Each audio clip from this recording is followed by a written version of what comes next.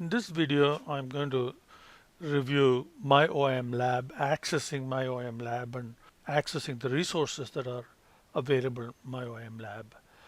I would strongly recommend that you do not visit MyOMLab directly. Always reach MyOMLab from UTC Learn in the Blackboard. So go to MyOMLab links and then the first one, MyOMLab course home. When you click that, you'll be directly taken to the the course page. Of course, if this is the first time you're visiting MyOMLab, then you will be taken to the registration screen and you have to go through the registration first.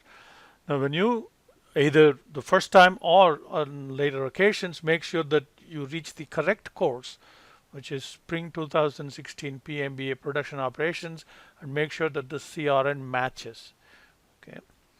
Now, if you go to My Courses, then you would see at the top announcements posted by Pearson of any scheduled maintenance and so on. So it's a good idea to check this out and make sure that any scheduled out times, or you are able to schedule your work around those outages. Then there are three things that you'll use MyOMLab for. One is, of course, reading materials, that is the Pearson e-text. So if you click this, you'll see you'll have access to the entire textbook. And then you'll have assignments, and that's where you will see chapter tests. And I have made all the chapters available right at the start of the semester. So this is what you will see when you click assignments. So you will see all the tests here, and then you'll click the test that you want to take, and then you'll complete the test. Okay, and each test you'll have 2 attempts, and the best of the 2 attempts will be the grade that will be selected. And then, so that's the second one. So you access to e-text, and then chapter tests, and then there is what is called study plan. Now, study plan works this way. Each chapter is broken into units. So each unit, you'll have set of questions that will be offered, and you can practice these questions by clicking practice.